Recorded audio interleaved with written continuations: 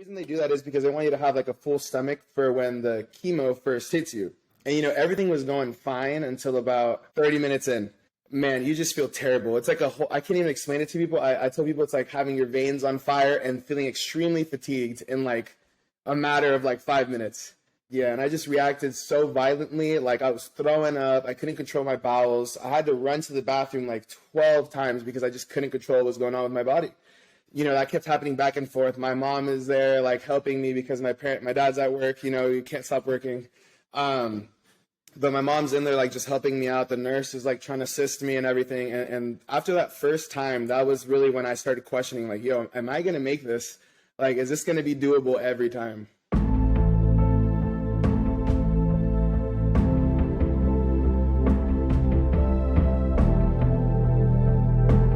Hello, friends. Thank you for tuning into this week's episode of the Mayn Idea Podcast, where today I have the pleasure of sitting down with Alex Gonzalez. A quick reminder for those that love this podcast. Please take 30 seconds and leave a 5-star review on Apple or Spotify and subscribe to the YouTube channel. This helps the show get discovered organically and helps me continually bring on amazing guests. There are also now timestamps in the show notes, so feel free to jump around to the section that interests you most, although I recommend listening to the episode in its entirety. Alex Gonzalez is a Cuban-American scientist and cancer survivor located in North County, San Diego. He was diagnosed with Hodgkins lymphoma at 11 years old, battled cancer for approximately 2 years, and ultimately beat it. Alex recently completed his master's degree in biological sciences from California State University, San Marcos, where he performed research on Alopecia Areata, a disease he is currently afflicted by. Alex is a white belt in Brazilian Jiu Jitsu at Gracie Humaita in Carlsbad, California, but a black belt in inspiration. I personally look up to Alex, his persistence, and his appreciation for how special life truly is. Without further ado, Alex Gonzalez. Well, Alex, you're officially the first recent recipient of a master's degree on the show, so it feels probably, I'm sure, excellent to have that behind you, having put all the effort and the studying, and I'm excited to unpack your whole story here, but thank you for taking the time to be here, man. No, absolutely. Thank you, Abe. I'm looking forward to our chat today, and I'm excited. Yeah, man. There's so much to cover here.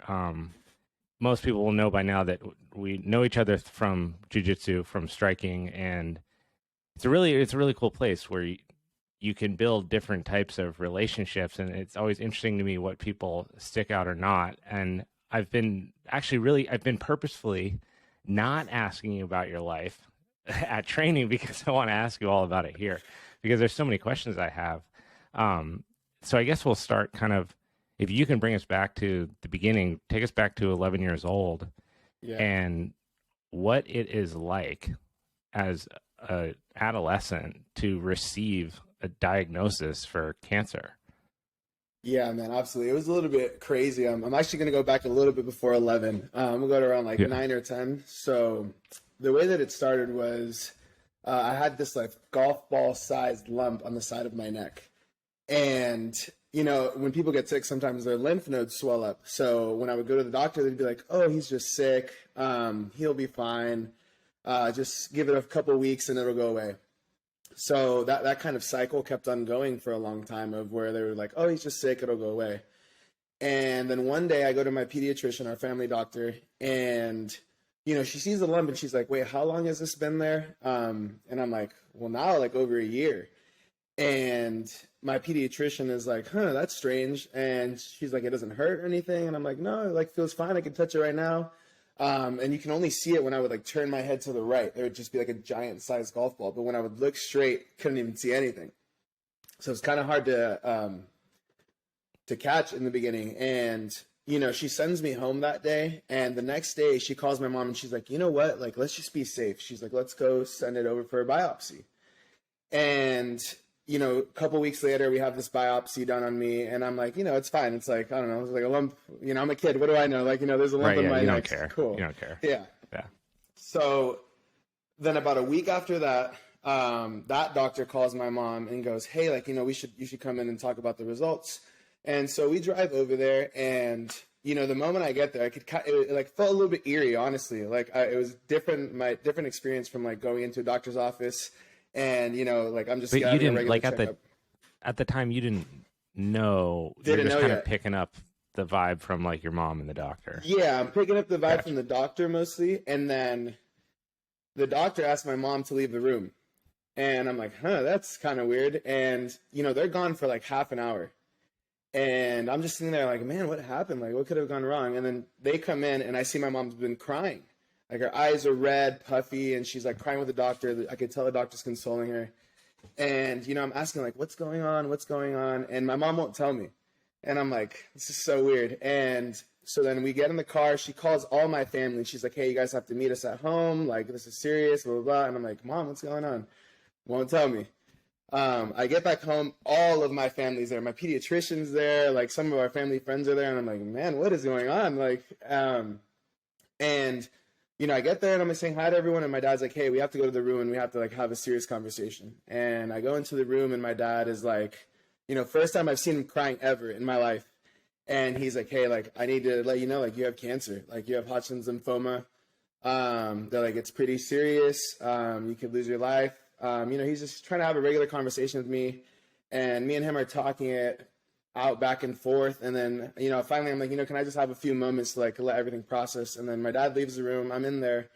And, I think it was in that moment where I realized, like, I have to be the strength for everyone. Like, if they see me. Damn. Yeah, no, yeah. And like at a very young age, it was kind of like, if they see me crying or if they see me distraught by this, they're not going to have any hope. But if I'm like happy, like how I always am, like I'm always happy, smiling. Like if I'm like that, then, right, exactly, right. They'll always have some like hope towards this. So I go back out and it was, my brother always makes fun of me of this. I made like this little speech where it's like, I'm going to beat this guys. Like, don't worry. We got this together. Whole family's crying. Like, yeah. So that's how I ended up getting diagnosed. And yeah, from there you have I went to my first chemo and, throughout that entire time, I've kind of had the mentality of like, I'm going to beat this.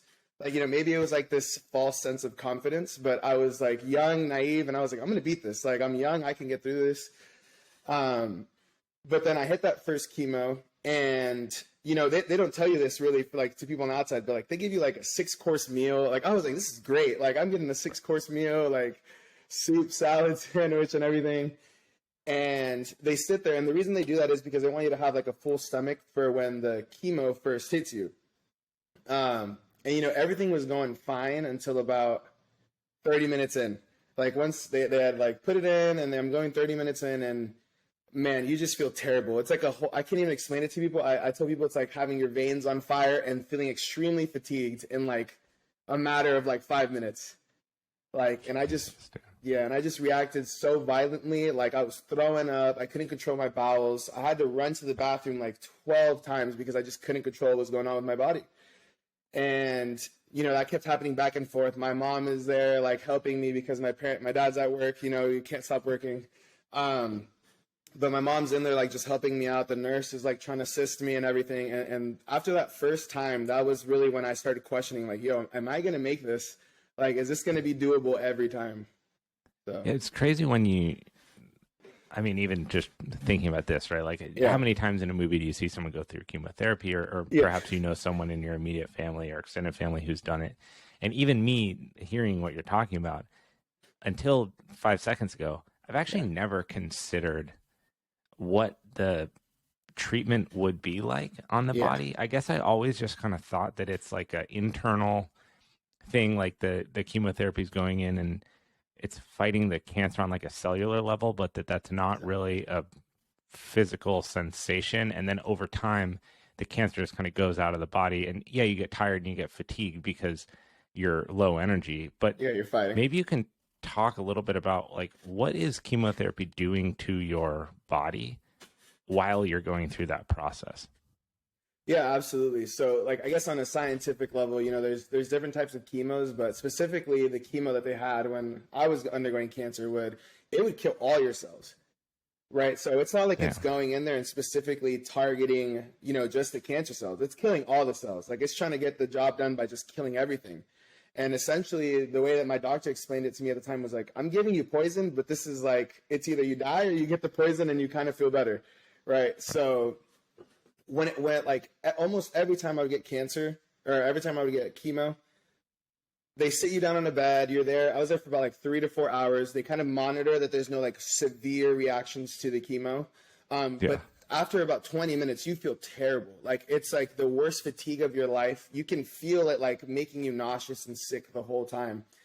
And I wish it was only that day, but it lasts like the entire weekend. So there was a reason we would do it on Fridays, was because I refused to not go to school. They said no to sports, which I was already mad about, but I refused to not go to school. Put me in, coach. Yeah. So I refused to not go to school. I wanted to keep having that part. So we would do it on Fridays, and then I would feel sick Friday, Saturday, and Sunday. And then finally Monday, I could have my first taste of food, because any food that you take, it's immediately vomited back up. Like you can't hold down any food. All I could drink was water and Gatorade the entire weekend. So I just feel so ignorant to cancer therapy treatment right now. But yeah. So as you're going through this, I mean, it's essentially bringing you closer to death on purpose. Yeah. Right. On purpose. Yeah. To get this out of your body so that then your body can repair and you can get back to like homeostasis. Exactly. But we're talking like every cellular function in the body is then impacted by this therapy. And is that the only option? Are they like, hey, you know, you're young, you're a good candidate for this. It's going to be really intense in the body, but because of your age, you're going to bounce back quick? Or do they go, maybe we try some more homeopathic like approaches to this? Or what's kind of that initial approach to the different options? Or do you just get one option and it's like, we got to roll with this? No, yeah, absolutely. So I think it's different regarding each patient. Like it's specific to each patient. But my doctor, Dr. Paul Gain, and I have to shout him out at CHLA, he was so straight up with me. From the very beginning. He was like, you know, there's all these options, and it's actually different, Abe, because when you're a kid, they're actually worried that it can affect a lot of things throughout your life. So they're like super, super attentive to how the treatment that they're going to do is going to affect the child, right? Because you don't know, it could do anything. Like, thankfully, so far I've been lucky to not have anything, but you know, they're really attentive of how that works. So when he first laid it out, he was like, you know, of course, my parents, same thing as you. They're like, can we do holistic? You know, what can he eat? What can he do? And he's like, listen. He's like, I go based off the facts, and the facts are that chemotherapy, like this many rounds of chemotherapy and this many rounds of radiation is most likely going to cure your son. He's like, I'm not saying don't do homeopathic stuff. And my parents did. Like, you know, I think there's kids that were going through treatment and eating like McDonald's and stuff. And my parents never let me do that. It was just strictly fruits, lean meats, veggies, 24/7. Like when I was going through chemotherapy. You know, it's like you're preparing your body to like work out, right? Or like the most extreme workout of your life. Yeah. Yeah.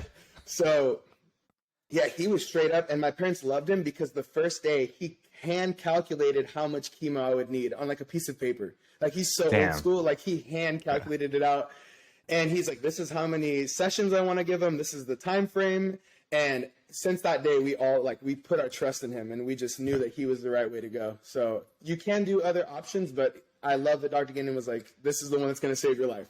So I guess you are trying to manage expectations too. And like, if you want people to have full buy-in, you give too many choices at the candy store and you don't know what to pick, right? Exactly. You say, hey, this is kind of the one thing, the best evidence, treat your body well while you go through it. But if you want to live, this is your shot, right? So it's like, okay, cool. I guess we'll go with that. Take me into the mind of an 11-year-old that's sitting through chemotherapy, and like, what are you thinking about?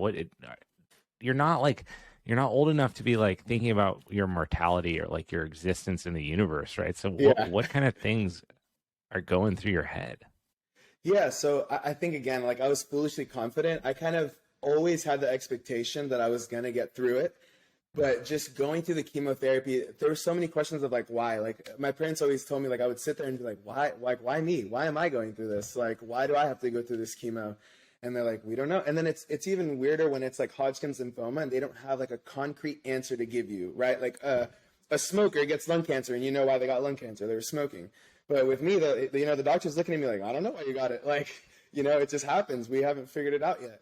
And so then I would always ask them, like, why? Like, why is this going on? And, you know, you would think that I don't think about those things, but I would always think about it like back then I would be like, man, I just want to get through 8th grade. You know, if I just make it to 8th grade, if I just make it to high school, then I'll have like a happy life. So it's wild to think about those things. And then another part of it is like, they don't talk about how much trauma is in the family. Like your family's watching you go through this. Yeah. Right. And I always felt like I had to hide it, because it's like, I can't show them that I'm undergoing pain, or they're going to take it like, oh no, like he's not going to make it or something like that. So I was just always trying to hide it. And I would like go off by myself. Like I would tell my mom, like, Mom, I'm going to like lock myself basically in my room the whole rest of the day. Like if I need you, I'll let you know, but like, I'll be in there. You know, like I didn't really want them to see it, and I wanted them to know, like, you know, I'm going to get through this. So that was kind of always on my mind. That's really interesting that you had that approach. I mean, 11 is so young. Well, even before that, you said that's so young to have like a. I'm trying to think back to like, what am I doing when I'm?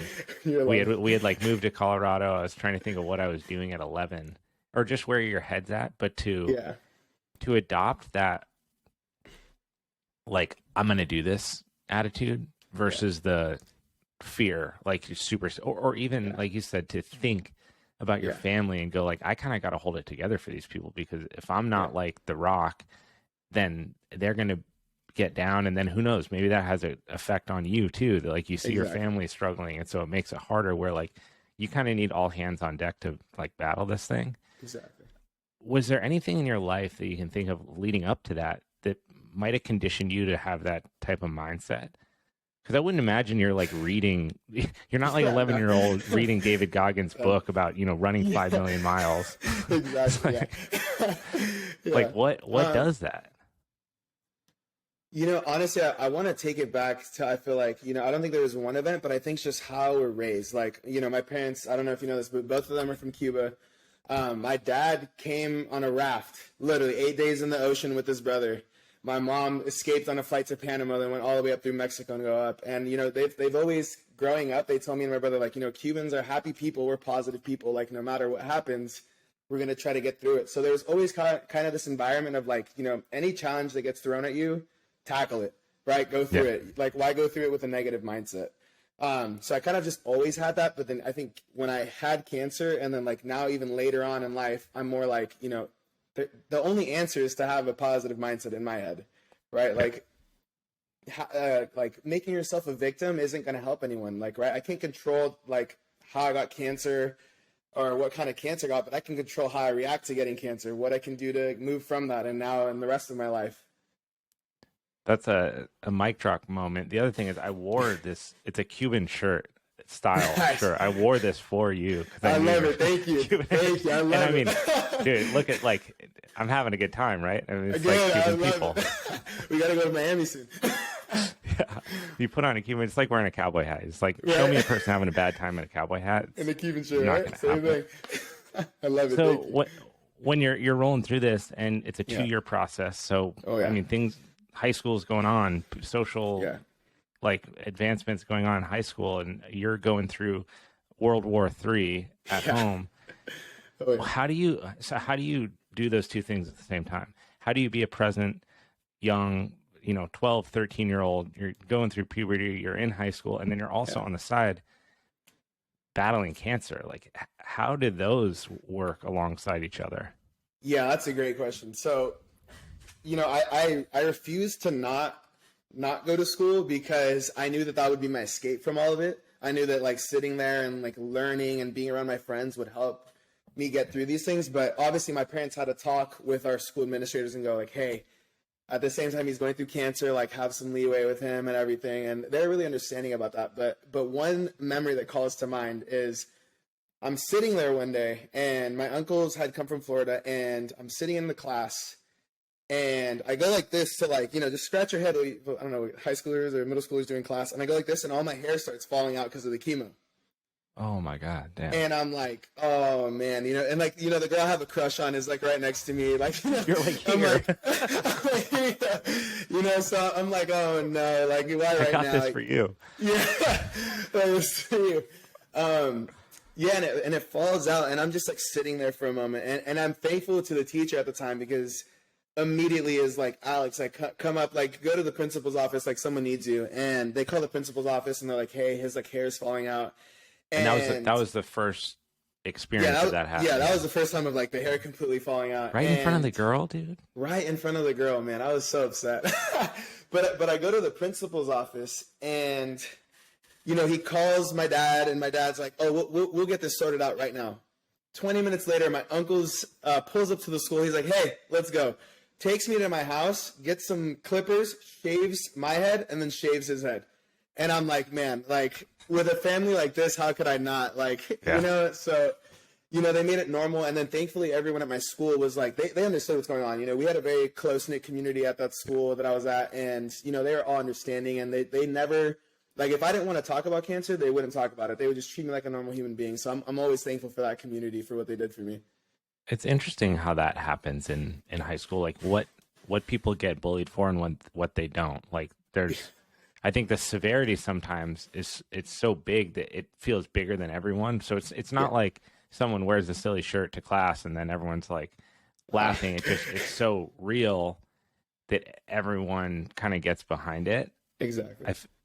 But then at the same time, you can have other people just completely put down so brutally for much less significant stuff. It's such an interesting ecosystem that high school is so weird. So I was like an athlete the whole time I was in high school, and I was very much like that's all I did was ski and try to get better at skiing. So all the other shit, I was like, I just didn't really have like time for it. Yeah. But it's such a chaotic spot. But to your exact point, like you're talking about mindset, right? Something like this happens, you got two ways you can look at it. Like, I'm going to body this thing and handle it, or you can like throw yourself a pity party. And granted, it's a very big thing to take on to get through that. Yeah. When you made it all the way through chemo, like at a certain point, do you get to a spot and the doctor goes like, hey, you're at this stage of it, so you know you're close to the end and you know it's getting better? Or is there like a turning point through the process? So for me, the turning point was right when chemo ended, actually, because they do these tests, and right when chemo ended, he's like, hey, like, your cancer's gone. Like, first of all, congratulations. He's like, but we can't slip up now. You know what I mean? So then after the chemo comes radiation. Like, you know, they do it just to ensure that the cancer completely goes away and never comes back. So after chemo itself, I was just excited to never have like an artificial vein in me anymore, to never get these drugs in my body anymore. But then radiation was in a challenge in itself. Like, you know, a lot of people don't know about radiation therapy is, you know, they put especially since I had it on my neck, they mold this like mask to your face. And because you're a kid, obviously you're moving around, you can't stay still, right? It's not like an adult. But they mold this mask to your face and then they lock it into place so you don't move. And then, you know, sitting there for an hour just used to drive me crazy. Like, I always tell my mom, I'm like, when I'm done, I'm grabbing that mask and burning it in a bonfire because I cannot handle that, man. Like, I don't even know. The chemo, like, I feel like when I think back, it was like obviously terrible and everything, but that part I just hated being under that mask. Like, so they take the chemotherapy is intravenous, right? It goes in and then on a cellular level, it's attacking the cancer cells and trying to eliminate them at the cost of the rest of your body's energy and well-being, whatever. Yeah. When you make it through that, and then to basically seal the whole thing shut is this radiation therapy. And what is that equivalent to? It's like, I'm trying to picture like an infrared light. Yeah, it's but like a much more intense version of that. Yeah. That penetrates the skin. Yeah, they're shooting like really intense beams at you, basically. Of light. It can be depending on its range is what it's at. But they shoot it through you, and the whole point is like, I'm making sure I'm killing everything in that area. And whereas chemo is intravenous and more affects the entire body, radiation is specific pinpoints, right? So like, They knew it was on my left neck, so they're only pinpointing that left neck. They knew it was like near my chest, so they only wanted to pinpoint it near my chest, you know. And what is that sensation like? You can compare the two. Yeah, I mean, radiation, you don't really feel it at all. You're kind of just stuck there, honestly. But I just remember always getting this metallic taste in my mouth. That's the one biggest thing. I'd always tell my mom, like, I just taste metal all the time. Like, I hate it. But that one, I would think radiation is probably a lot easier than chemotherapy. Just like chemotherapy is just, oh man, it's just like you can feel the destruction of your body, whereas radiation is more like, okay, I'm getting like this done. I have to be uncomfortable for like an hour. I might feel a little bit nauseous after, but I recover quickly after that. Who are you looking up to or like reading about or stuff through this? Because I imagine you have to kind of latch on to some type of inspiration, right? Yeah, I not even to be cliche, but I think it's God. Like, I think I had the most like just wonderful conversations with myself and God during that time. And I obviously believed in my family a lot. It was who I looked up to. Like, you know, my parents have also been through a lot. And I think I latched onto that. My brother a lot. Oh man, like I can't even imagine now. My brother doesn't like to talk about it, but him seeing me go through all this when, you know, he's always been that protector. He always protects me no matter what, even at this age. And I just can't imagine what he was going through. And I've just always looked up to my family and God at the time. Like I turned very spiritual, and I'm like, you know, if I'm going to get through this, it's going to be with the hand of God. So yeah. Did you maintain that spirituality following the treatments? I have. So my mom has a saying. She's like, you can like do whatever you want in life, but you better not stop believing in God because he saves you. So I've kept that promise with her. I do believe in God. You know, at the time I went to private school, so I was going to church a lot. But now that I'm older, I'm more like, you know, I can just have those conversations with him. Right. And I don't need to go to church, and I don't need to do whatever it is. Like, but yeah. Not to dig here, but I'm as a not religious person. Like I always find this very interesting. The connection you see this in athletics all the time, in incredible performances and major feats, athletic performances, whatever it is. Yeah. Is this gratitude, right? Yeah. I want to thank God. I want to thank Jesus, whatever that may be. Did it feel like the only thing I can think of is that it's something so much, it's this concept of something so much bigger than you. Yeah. And you can hang your hat on that through the process. And so maybe 11-year-old Alex, 12, 13-year-old Alex doesn't know how to grapple with the fact that he's going through this insane thing for anyone to go through. And so this belief in something bigger gives you somewhere to put like your hope. Is that how that relationship develops, or what is those conversations that you're having while you're going through? What do they feel like reaching out to that? Yeah, so I definitely think you're definitely on the right path, you know. And again, I think it also came back to, you know, I didn't want to show it to my parents. Like obviously, you know, they see me like be sad sometimes or be depressed or fatigued and everything, but ultimately I didn't want to show them that. You know, I don't want to have that conversation with my dad or my mom or my brother and be like, hey, am I going to die? You know what I mean? So I think a lot of it was going to God and be like, hey, like, I better not die. Like, you better take me through this. Like, I have so much planned. Like, you better not let me down right now. I'm too young for this. So I think a lot of those conversations came from something like that, where like, you know, I want to, like, you know, I just remember looking up the ceiling and be like, you know, I want to make it to high school. I want to make it to college. Like, just let me get to a degree. Let me get a wife. Let me have kids, and then do whatever you want to do. Like, you know, all those conversations that I was having, you know, and yeah, I think it just comes from not wanting to, you know, show my family that, you know, I'm going through it, but like I wanted to be strong enough. And I think that's the only place that I really wanted to turn to and feel comfortable turning to. So with that feeling of like, because I totally get that, right? Yeah. You're trying to be the rock for the emotions that everyone's feeling and stay strong. You keep the hope, they keep the hope. It's like rising tide raises all ships. Everyone is just generally better off, right? Exactly. But how do you go through that? How do you have this approach and then not completely eliminate your ability to be emotional or present with people in your life? Because it feels like you're kind of throwing a switch, right? Like, I'm going to be this way. Mm-hmm. But sometimes in life, it's really valuable to not valuable to wear your emotions on your sleeve, but there is some value in being emotional, whether it's a loved one or a partner or a family member, and that vulnerability of like not being this stone, like untouchable person humanizes you, and it makes relationships stronger. So I doubt that you're thinking about that when you're like 12 getting through this. But do you ever find yourself in your life like noticing that rigid kind of like, I can just handle this, I don't need to like break down at all? Yeah, no. So I actually had the opposite effect after cancer. Like, instead of like turning to stone and like kind of sticking to myself, I like went the complete opposite way. I was like, you know what? I just basically got robbed of some of my childhood.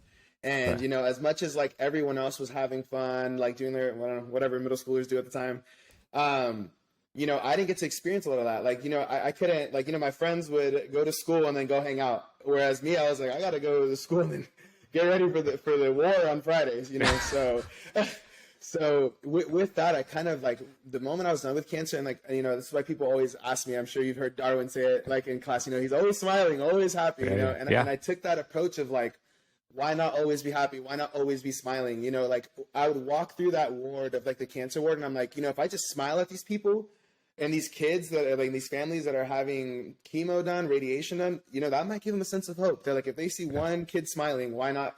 Why can't that be me smiling, or why can't that be my kid smiling? You know what I mean? And, you know, I did work at Make-A-Wish, and I was a Wish Services intern. And, you know, 97% of kids that get a wish done end up beating their cancer or beating their illness that they're faced with. Yeah, 97% of them. Damn. I have to fact check me, but it's for sure more than 90%. And I was just shocked when I heard that.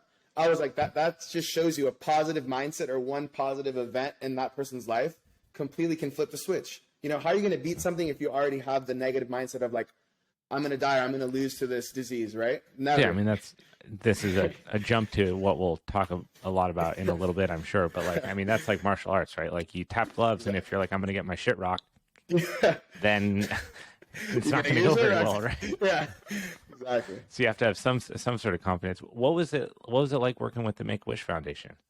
Oh man, it was great. Man, if I tell you like going into work every day was probably the most biggest blessing I've ever had in my life. And, you know, I was like happy to be helping out kids, because when I had the opportunity for Make-A-Wish and for, I think it was like Children's Miracle Network, I actually turned them down because I was like, you know what, like give it to someone who needs it. And my parents were big on this. When you were going through. Yeah, when I was going through it. Yeah. I was very like, give it to someone who needs it. Like, I have a good support system. We have it figured out. Like, don't worry. My parents were on board with it too. They're like, you know what, give it to someone else who needs it, because like we're able to handle it right now. But working there and then like being able to give back to those kids, and then sometimes I'd have the opportunity to work with those kids, work with the doctors. Like I kind of saw every end of it, and it just felt so fulfilling to like go full circle in that moment and like offer those kids wishes and then see them change after that, and then getting to hear that they're better now. Like, oh man, it was probably one of the greatest experiences of my life.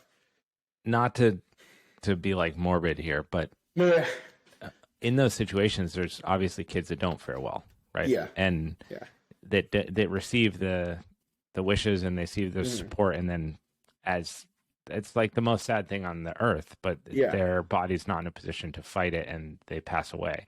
So when you're doing that type of work, are you exposed to, you want to provide support and hope, right, for people that are battling it, but you also want to provide love to the people that aren't doing so well. Like, so are you kind of face to face with kids that know that they're past a stage of like recovery?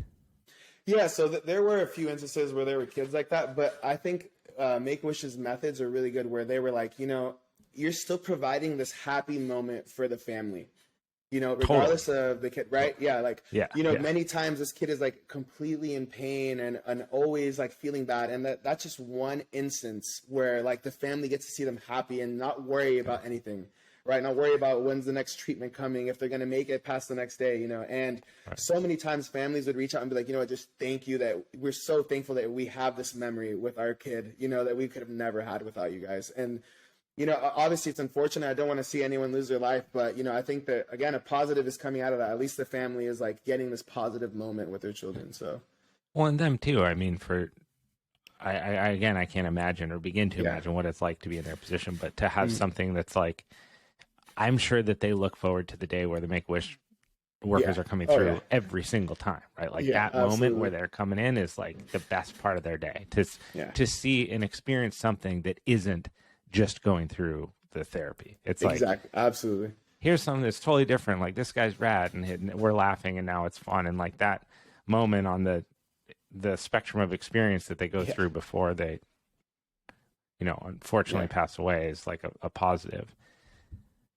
Man, that's insane. It's so wild in life that it's just a complete dice roll, man. Like you can be the most elite athlete in the world and get cancer. You can smoke. People have smoked cigarettes every single day of their life, and then they live to be like 100. I'm like, what the fuck? Yeah. Like, of course, the numbers don't support that, right? Like those are outliers for sure. But still, like I had, close friends that we know, extremely healthy, got diagnosed with lymphatic cancer. So same thing, right? Yeah. Yep. Same it thing. was like in the armpit. Yep. Same thing. And it's like, wow, how did that happen? When you come out of that, how old are you now? 26. Okay. So it's been 13 years, right? Yeah. Yep. What is the exit conversation like? I mean, you beat it, you move past it. Like, do you have anxiety about that? Is there like the likelihood that it comes back in the future? I mean, how do they kind of send you off once you accomplish this and like beat it? Yeah. So once I finished my last radiation, I met up with Dr. Gain again, and he goes, okay, listen, for the next 6 months, we got to monitor you. So like every 6 months I would go in, get all the scans again, do all the blood work tests again. And then up to about 5 years, you have to do it every 6 months. And then they transition to 1 year after that. And then after 5 years, you transition into every year you go get checked. And so I remember when I hit the 10th year, I go to Dr. Paul Gainon's office, and he's like, whoa, you're back again? He's like, you must love this place or something. And I'm like, trust me, I don't. And, and in that moment, he kind of had the conversation with me and my mom, and he's like, listen, like, you've made the checks for 10 years. He's like, after this, you're more likely to get hit by a bus on the street than get this certain type of cancer again. Right. And, just hearing that, like, with my mom and my dad there is like, oh, man, like, finally, this whole thing is kind of over, So they do have a really good regimen because they can come back, And I think this comes back to a lot of, I'm always a proponent of, like, screen yourself. Doesn't matter how healthy you are, how, like, what you do. You can be the most athletic person, whatever. Screen yourself every day or, like, every month. Try to just screen yourself, go to the doctor. Like, you'd be surprised how many people don't go to the doctors, like, once a year. Just go once a year. It's better to catch it early. Like, I'm so thankful my pediatrician was like, here it is. If not, I don't know if I would still be here today. So I'm a big proponent of screen yourself as much as possible. I'm right there with you. I mean, especially like if you have the ability, if you have healthcare, if you can afford healthcare, or you're on a healthcare plan, just do it. Run a blood panel a couple times a year. Like find out there's stuff that internally on a physiological level, there's just things that can happen that don't feel a certain way. Like you punch me in the face, I feel that instantly, and I know what happened. There's a lot that goes on in our body you don't feel. You don't feel for years. You don't feel it develop. You don't feel your arteries clog. You don't feel any of that stuff. That's why they call, cardiac arrest a silent killer, because all of a sudden it just happens. And it doesn't take much to put yourself in a position to at least hedge your bets on catching things, whether it is blood related or whether it's something else. Like you said, check yourself. Check yourself in the shower. Like do all these things, because you can always go and see and it be nothing.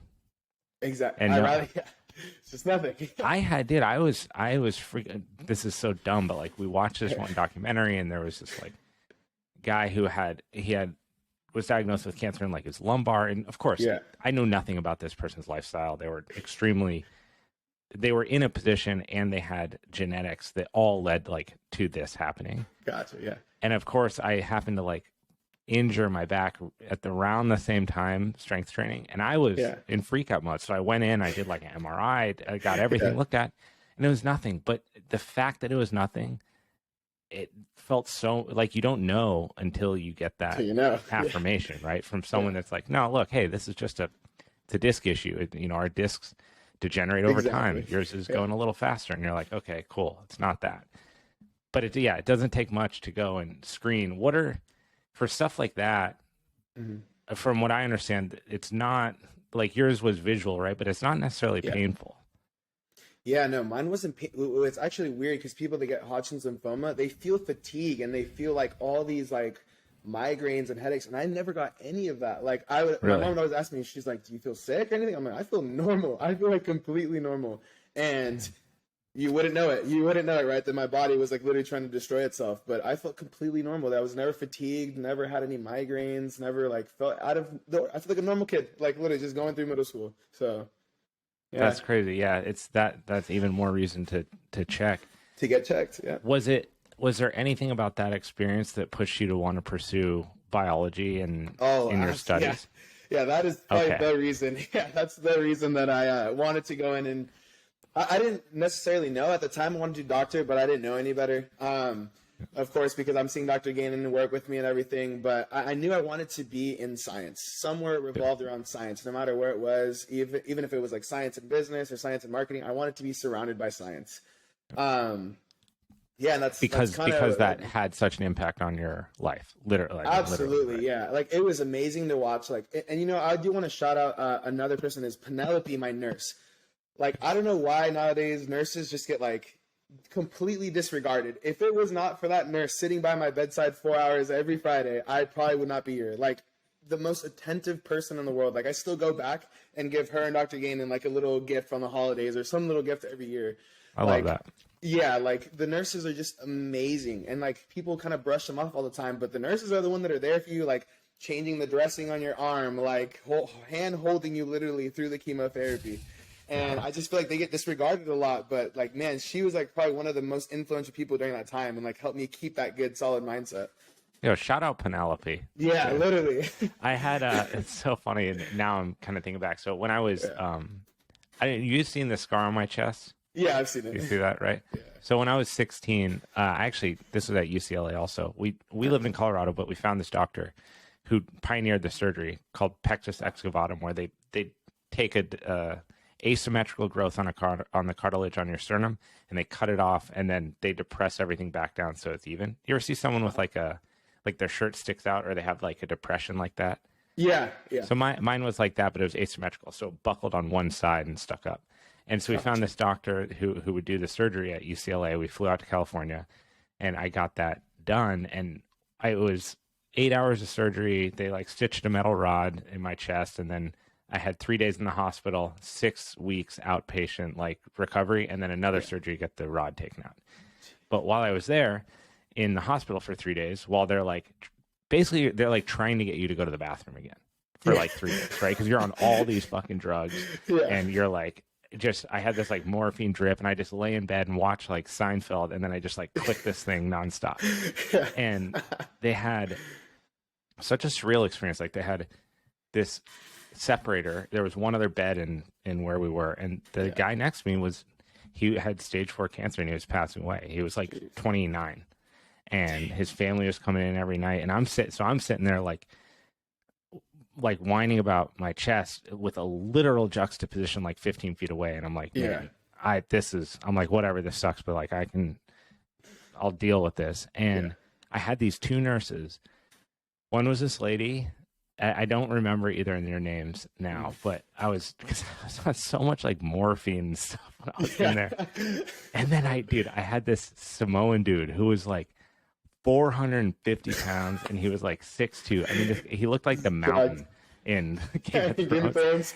And he would come in the middle of the night, and he would just scoop under me and pick me up and carry me over to, like, I was a 16-year-old kid, like I'm a grown-ass high schooler, pick me up, and he would bring me over to the bathroom so that I could, like, once I stopped using the catheter and I could actually go pee by myself, and I would just, like, hold onto the walls and go pee, and then he'd be like, "You done?" And I'm like, "Yeah." And he'd come in, he'd like pick me up and put me back in bed. And I'm like, dude, without these people here, without these nurses at 2 a.m., shout out every nurse, right? Shout that's out all out the there. nurses, literally, because that experience, you're so helpless when you're sitting there, right? My chest was like caved, had all these staples in it. I couldn't move my arms, and I just lay there on drugs. And all of a sudden this pee bottle starts filling up next to me, or like, whatever is happening. You're just so out of your element. And these people are trained in how to take care of others. It's like the most selfless thing. And they're wildly underpaid, right? Yes. Oh, yeah. They're not making like anywhere near the money that they should for what they're doing. Yeah. And then it's just like customer service 101. People they only call with an issue, right? Yeah. No one's calling to say like, "Yo, dude, thanks for taking me to pee at 3 a.m.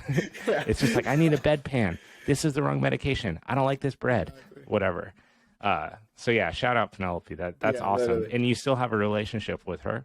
Yeah, I still try to go back. We obviously, because of COVID, we had to stop going for the last couple of years, but planning on going back again this year. So I'm hopefully I can see that I have a master's. But when I got my bachelor's degree, I ended up going to them too. They like celebrated with me. It was really cool. Dude, that is so that like warms my heart. That's so cool that they're a part of that. I mean, I'm sure those relationships become very strong as you go through something like that. Absolutely. What did it mean to you to, one, complete your bachelor's, and then two, to go on and get a master's? Yeah. So, oh man, the bachelor's degree was a mission. I'm not gonna lie. Okay. Started in there. The first semester, I actually ended up getting alopecia, which is, for the people who don't know, it's what I have. Right. So don't have any hair anywhere. And then it was kind of tough, you know, like. When I was younger and I lost my hair, it was like, whatever, I lost my hair, you know. But when you're in college, you're kind of like, dang, I lost my hair. Like, how are people going to look at me now, right? Like, and every once in a while I do get the like, oh, you have cancer, or you shave your eyebrows. And it does make me laugh. Like, you know what I mean? I'm a happy person. I think it's hilarious when people say those things. But yeah, so it was pretty tough. For the longest time, you know, I didn't know how to study. Like in high school, I kind of was just like, I could read the book and I'm good, but college is a whole other different beast.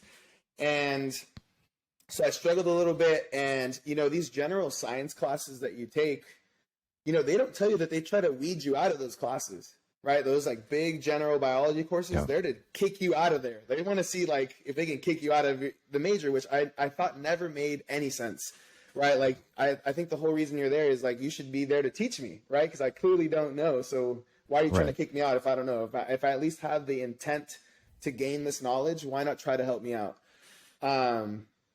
So then, yeah, I went through all that. Had a terrible GPA the first 2 years. I was working 2 to 3 jobs at Make-A-Wish, at Kaplan, at UCR, working there itself. But then it wasn't until I actually got an opportunity from one of the professors in bioengineering at the Time Lab at UCR, Dr. Joshua Morgan, where he actually gave me an opportunity. Like I literally came in and I was like, hey, my GPA is terrible, but I'll tell you why. I work 2 to 3 jobs, and I have no time to study, but I literally told him, like, I'll quit a job to go in and work for your lab. Like, I just want to go in a lab and see what actual science is like.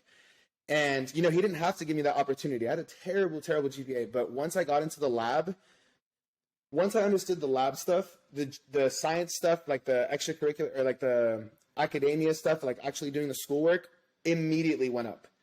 Like if I had never had that lab experience, I would just never know how to study for science or how to connect things in science. And I think just so many people are getting robbed because they don't get that lab experience. Like they might think they're terrible at science, but really, in reality, all they needed to do was like actually see it in person and then be able to translate it back to when you're doing your schoolwork. It is really interesting when you think about the weeding out the big lecture hall classes, because I get both sides of it, right? Part of it is like, let's get rid of the people that are here for the wrong reasons and find the elite, because science is difficult and we're solving big world problems, and so you want the most elite people there. But on the flip side of that, to your point, you might be stifling curiosity of someone who could then go on because they're inspired by the material and then become a good learner, because the approach is wrong. It's not that the material is difficult for that person. It's the approach to learning the material, or teaching the material, which is really just like, hey, here it is. Can you figure it out? Here's the test. Take it. Like, how many people are brilliant, would be brilliant scientists, would be brilliant biologists that just don't connect with that method of screening, which is, I just had actually this conversation with this doctor on here, and she works directly with like different learning styles and kind of the future of education and policy around that.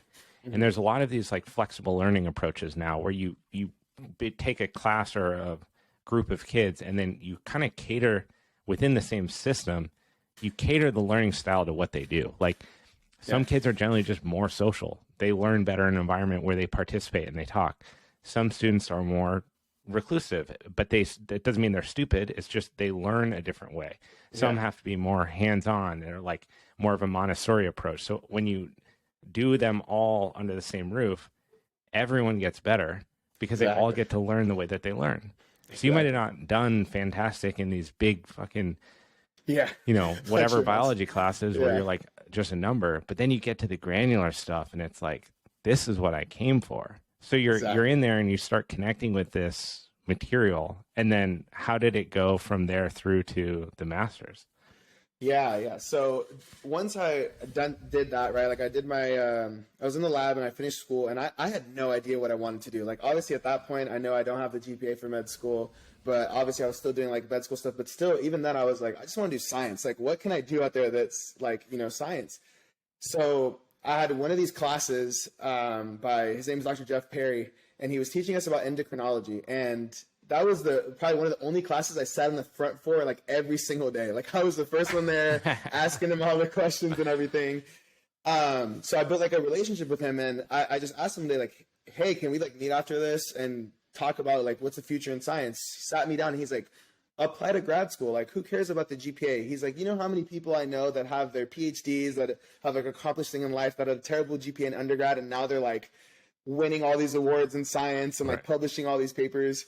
And so it wasn't until he told me that I actually even thought about a master's. And I had another mentor, Dr. Bethany Colkins, and she's same thing. She was like, just go and apply. Like, why not try to apply? So obviously, by the time I had that conversation, it was a little bit too late. So I ended up working at Beyond Meat for a little bit, right? Trying out food science. Not for me. I couldn't figure out it's not for me. I need to work with humans and stuff. Yeah.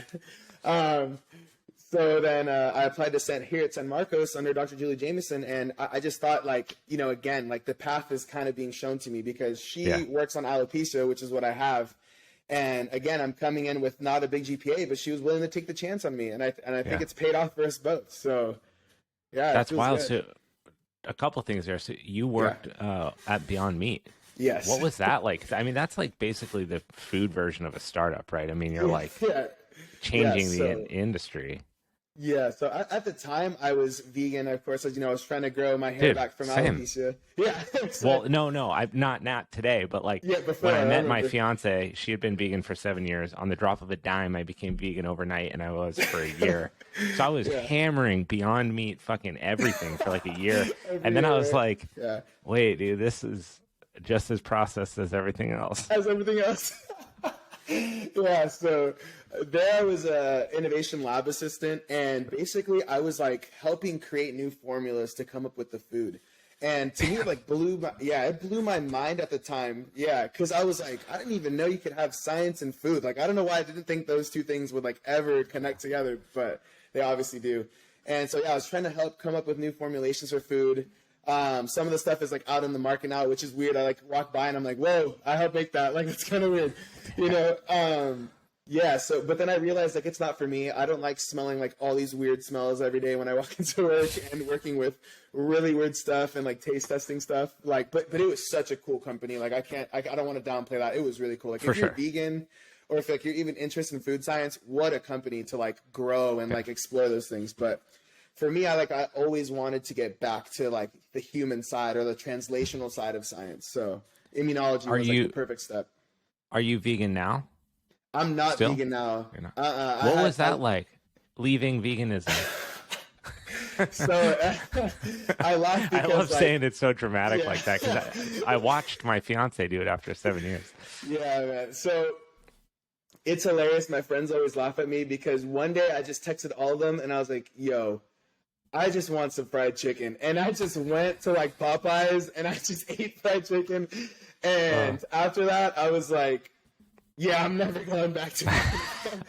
Like, I can't do that ever again. Like, the meat is too good. Like, props to everyone who stayed vegan. Like, I was vegan for 5 years. I did my thing. I gave back. But I'm back on the meat train. So, dude, that's so funny. I remember. So yeah, my fiance was, when I met her, she had been vegan for 7 years, like hardcore.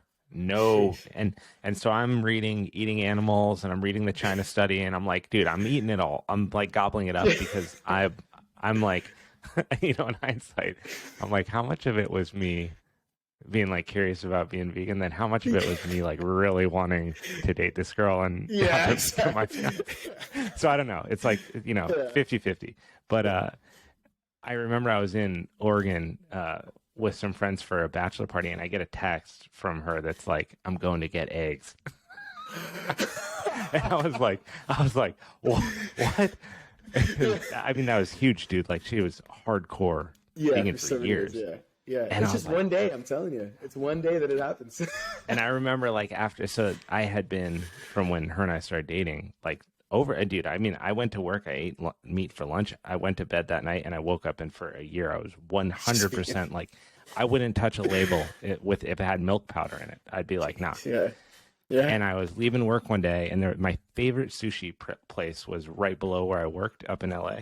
Yeah. And I walked by, and I did like that back step that they do, you know, in the movie. And I looked again, and I was like, nah. I was like, yeah, nah, you can't do that. And then I was like, fuck it. Like, I did a U-turn. I went in, I sat right at the bar, and I put my phone away, and I just had this like bomb sushi meal. And it was like my world came back to me. I was so happy. And I was like, damn, like, no shade. I have so much respect for people that eat that way. And there's, I learned more actually about myself eating vegan for a year and my nutritional habits than I had learned doing anything else in food for years. No, yeah, absolutely. So learning everything I did, it's very valuable. But now how to like, was part of that because of the battle with cancer? Like, were you trying to just be super on point, super clean, and what goes in your body? Like, was that the approach to eating that way? Yeah, so it definitely factored in. Like, obviously I was starting to get older, and I'm like, okay, like this is about the time where, the side effects start kicking in. And so I also had alopecia, and I had been like following studies, like self-studying on my own, like, what have people done? And one of them was going vegan, and, it did grow my hair back. I don't know if it's like really that's because it's all vegetables. My hypothesis now is that it's more like, when I eat foods that are like inflammatory, like pork or red meat, like, my hair will go down, right? Because we know alopecia has to do with inflammation. But again, this is all like just my personal belief. Like, I hope someone do a science study on it, please. Right. But yeah, so at the time I just wanted to be healthy, but then again, I had the same thought of you as we're like, this stuff is just as processed. Like, I'm not getting any healthier off of this. So, well, yeah, I guess it's hard, right? So there's a couple ways. Like, if you're vegan and you're just eating plants and plant-based things, that's one thing.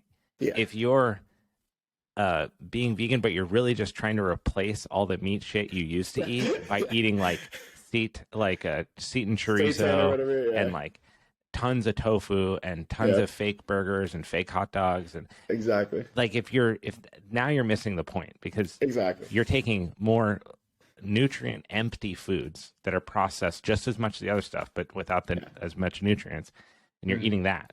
So you're not getting if you're doing it because of your ethics around animals or something, cool. It's fine, you're accomplishing it.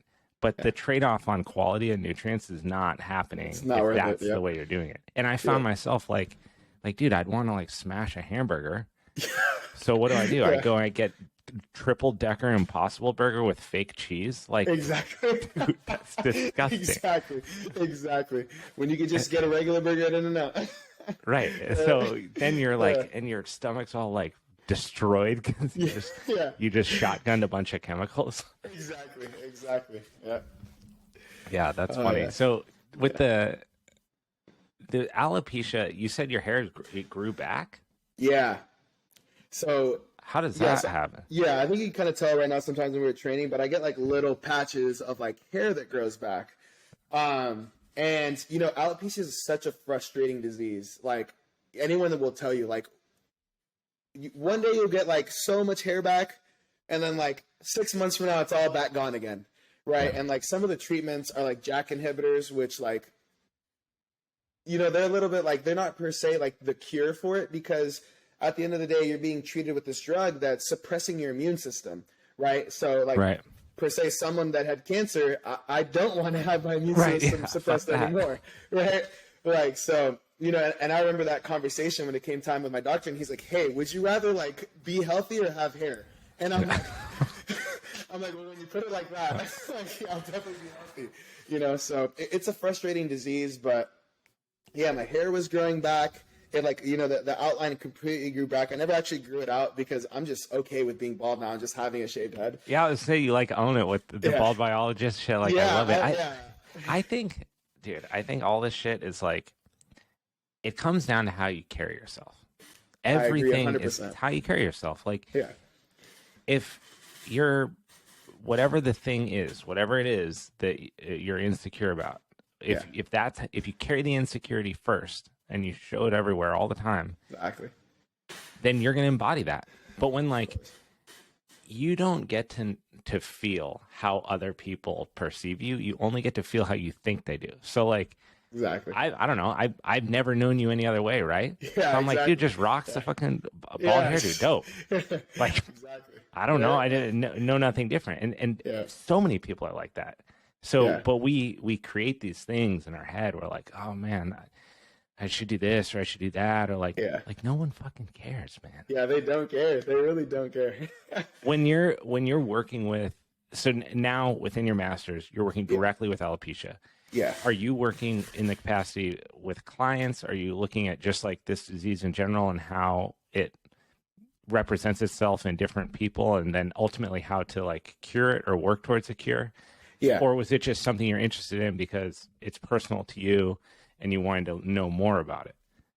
Yeah. So it definitely started out with me just having it. I was interested in how it worked, and it was kind of not like many other diseases that are out there, right? It's kind of frustrating. Like usually you can like inject someone with something and cure them, or at least, keep injecting them. But this one, you like inject it or you treat it with a drug, and if you stop the drug, it'll come back. So originally it was just pure interest. But when I got to the master's program, they sort of train you to like think in a different way. And we actually have this paper coming out soon because there's this protein called bone marrow stromal antigen 2. And it's actually elevated. Yeah, boom. It's actually elevated in these T cells, these epidermal gamma delta T cells. I would get more in depth on this, but I'm going to lose like no. You can. I want to hear it. Roll with it. Like it's good. So, go deep. Yeah, it's better for the podcast. Yeah. Okay. So we know, like when you hear on the news and people talk about T cells, they're talking about alpha beta T cells. That's like the most prevalent ones in humans and in mice. But there are these specialized one called gamma delta T cells, and within those T cells, there's even more specialized one called epidermal gamma delta T cells, and you can find them in your skin. And we know they play a role in surveillance, in wound healing, in maintaining your skin homeostasis, right? So it's almost acting as like your skin is your first line of defense in reality, right? So we found that on those and on macrophages just end up eating kind of the trash that's in the body, right? They're kind of like I call them the garbage disposals. So we found that this BST2 is it's elevated on those two cells. And that hadn't been seen before. So, me like as, again, the kid with a 2.62 GPA and then now doing this like really good high level science work, I was like, whoa, I actually like as I'm like discovering these things with my team, because I am a mentor. I'll talk about the mentees in a little bit, but as I'm going through these things, I'm like, wait, am I actually like discovering this? Like, you're like, am I the? But it's not. Yeah, but it is, right? So like I'm discovering these things, and I'm like, oh yeah, like it doesn't really mean much. And then I like keep discovering things, and there was a moment where my PI, and then a PI is like your boss in the lab. Right. My PI looks at me and she's like, Alex, like. You're solving things, like what, like you've solved, like like can you like be excited? I'm like, I don't know, like like it's surreal, but it really is a team effort, and just like finding things out in science is like it's like human nature to be curious and to want to solve these questions, and when you do, you're kind of like, oh shoot, now I have 20 more questions to solve. So it's like a never-ending cycle in science of like doing these things. I heard this. I mean, it was a great quote, but it was a great quote that I'm going to misquote, but I'm going to get the point across. Okay, so in the heart of like all the COVID fiasco, everything. This one scientist I was listening to, he's like, look, things being wrong is a feature of science. It's not a bug of science. So like everyone wants to go, well, the science is wrong. That's what makes it so fucking great. It's wrong. Exactly. When it's wrong, it gives you the opportunity to then correct and like show me anything that we're using right now, any piece of equipment. It wasn't right on the first try, dude. It's refining it, and it's trying things out and figuring out what doesn't work and moving forward. And you always want to lean on the most available, best quality research, subject to the fact that research might be wrong, and that doesn't make it bad research. It makes it part of the scientific process. So it's like, It must be really interesting for you to be in the minutia of it. Yeah, at the same time that people are like wanting to reject academia and science exactly all over the world. Like, I think people forget that, back in the dark ages, right, we used to think the earth was the center of the universe, right? And what did they do to that guy? They burned him at the stake and tarred and feathered him, right? And I'm sure he's somewhere out there laughing at us right now, going like, I told you guys the sun's the center of the universe, right?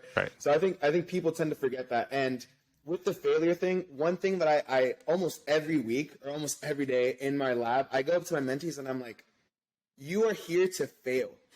Like 99% of being a scientist is failing, and the 1% of the times that things work out, that's what elevates the research, right?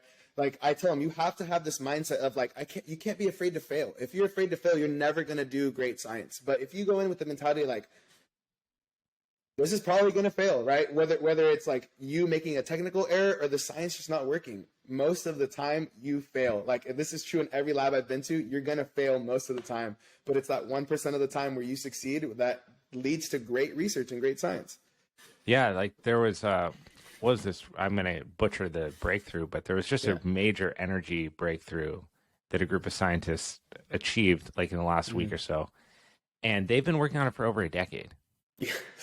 So like, that doesn't mean that they've been thinking about the right way to do it for a decade. That means they've been trying and getting it super wrong for a decade. That's millions of dollars of research money. That's millions of attempts. But then this 1% lottery winning shot now potentially is going to alter the entire energy game for the world. Like, you want that process going on. You want people to be pursuing that kind of shit all the time. Yeah, it's just honestly, science comes down to persistence and resilience. Just how comfortable you with failing over and over again, and how long can you do that for until you get the right answer.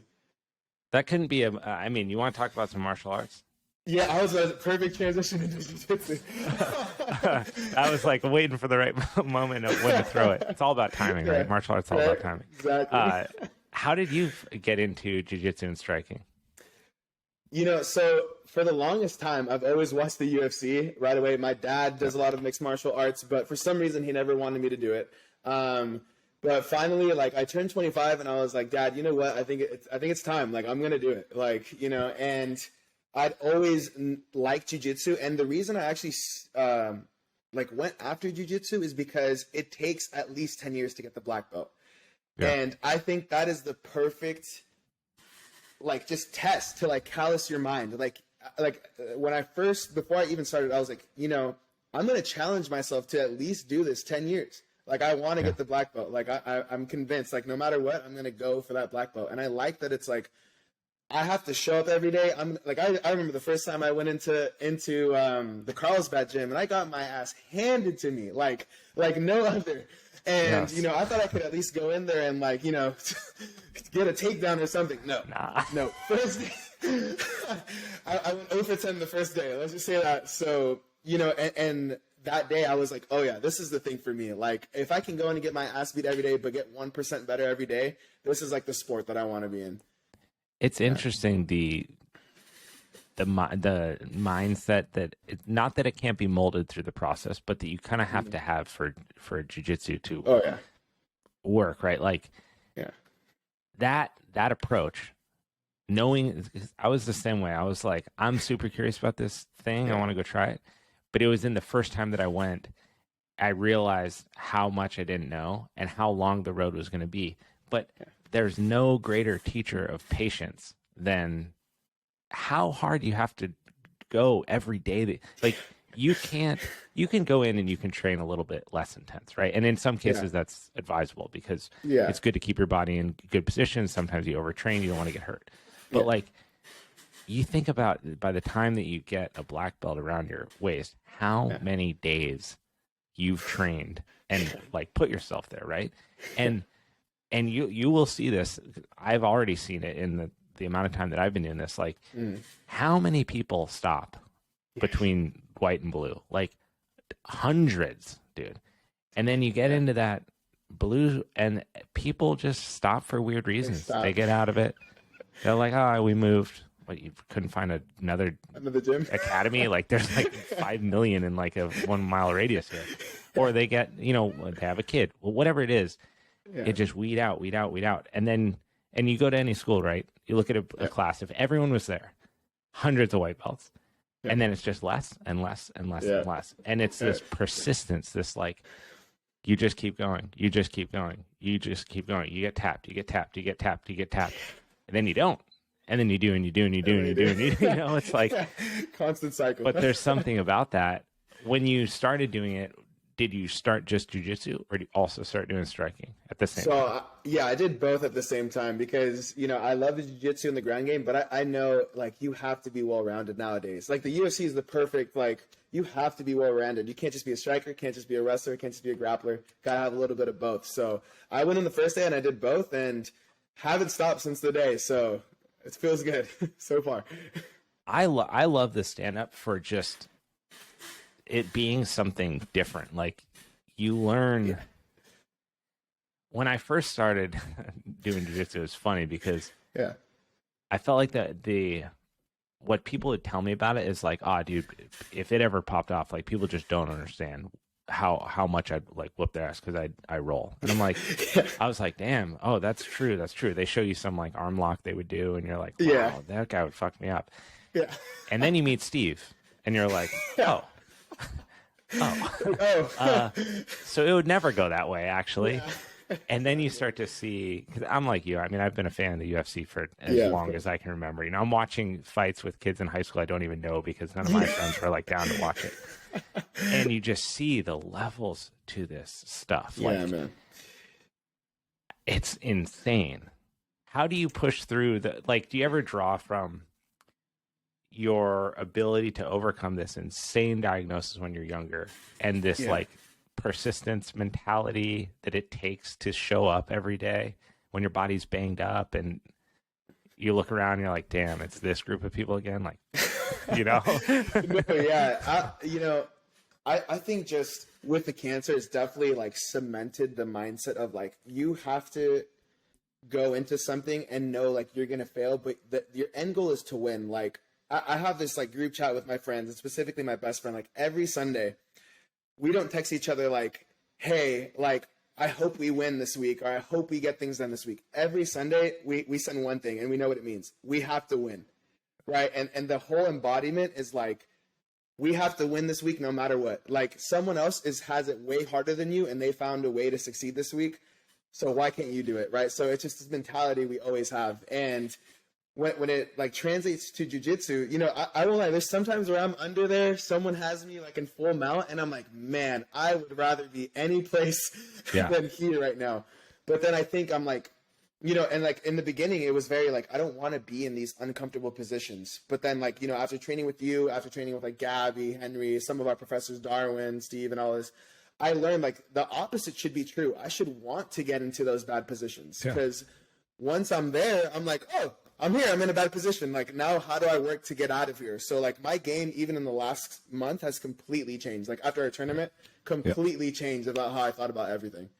It's crazy what that does, huh? The dynamics of it's just so different, man. Like, you can train as, even if you think about the last couple goes that we had where we were doing the competition training, either with Darwin or with Julian, where we're like doing the kind of rounds for time where one person's in the middle and you're always rotating. It's pretty intense rounds. Like, you're going hard. Nowhere close to a competition. It's just, there's this other gear that you get into. And I always feel like when you come back from competing, it's like it's like you're coming out of warps, in the Star Wars, are like, and all the stars come back. That's like what it's like. You just, everything slows down. And then there's also, I've noticed when you start to compete more, you start to notice how much of a difference there is between competition and training, and how important smart training is so that you can compete. And it takes a little bit of the mustard off the training sessions in a way. Mm-hmm. And I notice it most when you get someone who's a drop-in who like doesn't train there. Because there's always a little bit of like ego that goes into it.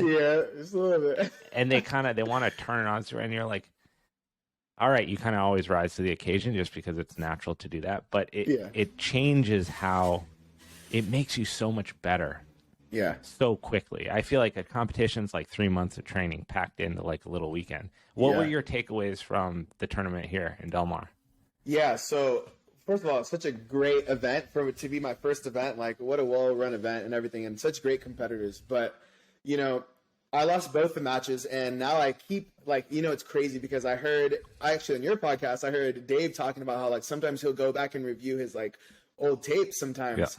And I was like, I'm like, maybe I should go look at it again now that it's been like a month. And, you know, I'm sitting there like, okay, in this position, I should have done this. Or in this position, that technique didn't work. Right. So then, like, after seeing that, then I go back to training and I'm like, hey, like, I'm in the same position. Now I know how to correct this. Like, here we go. We're learning. But directly after the competition, I just remember Steve came up to me and he's like, hey, how'd it go? And I'm like, I went 0 for 2. And then, you know, he's like, oh, like, you know, don't let this stop you. I'm like, Steve, like, I'm ready for the next one. Like, sign me for the next one today. Like, I'm ready to go. Like, you know, I'll always have the mentality of, like, I just need to keep going. Eventually, I'll reach to where I need to be at to, like, be a really good competitor. And I'm looking forward to next year and competing again. So, do you ever have any desires to do anything competitive in the striking world? You know, it's funny. So my cousin does a lot of Muay Thai, and we're always talking about, like, man, we should sign up for one of these, like, amateur Muay Thai fights and just try to see what's going on. You know, but then my parents, of course, are very averse to hurting the goods up here that I've gotten me so far. So that's my thing. Like, so when we train on the Monday, I'm so stoked that you guys are coming to Mondays now because we need more bodies that are like, you know, can actually are older and can participate. Yeah. And I was like, sometimes I love the pace of the Monday is great because you can spice it up a little bit, but Bob like purposely keeps things pretty chill. Like he doesn't want people teeing off on each other. Whereas, dude, go on Saturday. Saturday is like, that is a whole different beast. Yeah, you're fighting on Saturday. You're not. That's not like technical sparring. You're fighting. So you're fighting. Steve's going to make you do rounds. He's going to make you do MMA. He's going to make you do takedowns. If you get taken down, he's not going to stand you back up. So it's like you got to mentally prepare for Saturday differently. Exactly. But one thing that I battle with this back and forth is like, just getting rocked in the head is fucking bad for you. Dude, yeah. Like I love striking. I really do. I love the art of it and the timing and the movement. And I think the two together, jiu-jitsu and striking, they complement each other so well because it's the two elements. It's the standing and it's the ground, and it's great. Exactly. But I'm like, it's so lame, but I'm like, I don't want to be 60 and have gotten just like my head teed off, 120,000 times in these sessions and then not be able to like think or remember someone's name. It sounds so lame, but but you never know. We have not seen, and you'll know this as a UFC fan, we haven't seen a full generation of fighters die yet. Yeah, exactly. And that's crazy to think about, but like you've seen Muhammad Ali. Exactly. There's no UFC. You can go UFC 1 fighters, unless barring like acute injury or accident, they're still alive. So they haven't gotten to that phase of their life where we're seeing what are the brain effects of 4-ounce gloves. Granted, I think because you can go to the ground, I feel like MMA is probably less damaging relative to boxing because boxing, you'll go to the ground and they'll fucking stand you back up. And what fighter's going to go, no, I'm sorry, I can't. They're holding their gloves. They're like, you're barely alive. You're good, right? And the guy's like, put me in, coach. Yeah, exactly. But with UFC, you guys get teed up 1-2 times, and instead of 10 times, they grab a leg, they go to the ground. Exactly, yeah. But that doesn't take out, dude, watch videos of ATT training. Those guys are going hard, and there's 100 of them, and they're doing rounds and rounds and rounds. Yeah, so I'm insane. What do you think about that on a personal level? You're 10 years younger than me too, so yeah, of course. No, like even on a personal level and a science level, like like getting rocked in the head is going to affect you. So I think, but then it's also I have this like situation where it's like you have to learn how to defend yourself too, and you never really know. Like Steve always says this, you never really know who you are until you're in that situation. And I remember the first Saturday, I was like, I'm pretty overweight, but I'm getting better. And, I'm like, I'm not too gassed. I usually have pretty good stamina when I do like any sport. And man, I just remember 1 minute into that first sparring session, I am gassed. My hands don't go up above my face anymore because like you just can't prepare for the amount of adrenaline that you get and like having that real world, like this guy's smacking me in the face. Now he's getting on top of me. He's pinning me down. Right. And he's like, you never really know who you are until you get to that moment. And he's so right. Every time I go on a Saturday, I think about that every time. I'm like, I won't know who I am until Abe has me pinned to the ground and he's like smacking me in the face, So I know it's nuts how even on the lighter days, like you need to keep your hands up. Yeah. Right? Like, you know that because if you drop your hands, you're going to get punched in the face. Yeah. Easier said than done. It's like, there's just this fall off and you're like, no matter how conditioned you are, it's really crazy. You can run, you can do jujitsu, you can jump rope, you can do all this shit. When you are standing across from someone and you're not sure when they're going to punch you, that, I'd love to read an article about this from like a scientific journal. Like neurologically, that heightened state of anticipation is so taxing, dude. It is. It's fight or flight. It's literally fight or flight in real time. Even when you trust your opponent, even on like Monday nights, it's like you get popped in the face and then you're like, oh shit, is that gonna happen again? So you don't want it to. And so then you start to change. It takes one good connection, even if it's a light, just you walk into a jab, let's say. Yeah. They're not even throwing it that hard, but you just walk into it. Yeah. And you come back and then everything's different about that round. Now you don't want that to happen anymore. So you're not going to take risks. Exactly. And then, you put that in a real world situation. Some asshole on the beach is like, getting into it with you in the water, or someone in the parking lot, some guy's giving you shit about your park job and you're trying not to make anything of it. And it happens. Like, I wish that I knew all of this stuff when I was in college, man. Yeah. When you're just being a dumbass and like, right. Yeah, it's but so it's better to be predictable. prepared. It's better to be prepared in those situations, I think. And, the state of the world, unfortunately, is getting more and more violent every day. At least like recently, with like all the gun violence and everything going on. And like people like in LA, exactly right. My hometown is LA, and people there was a time where there was like someone's getting robbed every other day. Yeah. And, so when I think about those things, I'm like, it's better to be prepared and not have to, right? What does Steve always say? It's better to be like a warrior in a garden than a gardener in a war or something like that. Yeah. That's true. And it's so true, right? Like, I'd rather be prepared and like, hopefully nothing ever happens, right? But I'd rather be prepared if that situation arises than, prepare. And then again, it's a lot of it is also like, I'm training and it doesn't feel like training, I'm like striking the bag or whatever, but it's so fun. Like, I don't know, like I have so much fun going to jiu-jitsu and Muay Thai and like, it's just fun. It's not even like working out. It's a special place. I mean, I really feel like that. I feel like the presentness, whether you meditate or you're religious or whatever anything is, right? When you're there, and you're doing the actual thing. So when the lesson's over, the instruction's over, and it's tap gloves, ding, ding, ding, and you're going, or it's slap hands, ding, ding, ding, and you're rolling. You're pulled into this very special place where you have to be there to experience it. You can't watch an MMA fight. You can't watch UFC and feel that presentness. I've done a lot of like crazy sports in my life, and I grew up skiing. Way out in the back country, right? We're all alone. You got to be really heightened and aware, and you are very present. But it is a lot different when someone is attacking you through that process.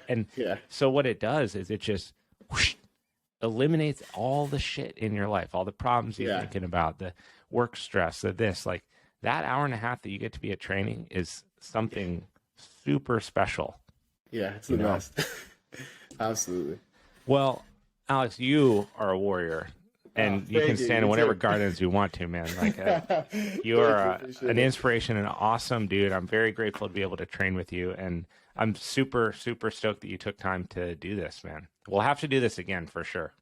Oh no, absolutely. I absolutely love this. It was so great to like finally tell this is the first time I've told my story like in full detail to anybody. So I thank you for having me on the podcast. I really appreciate it.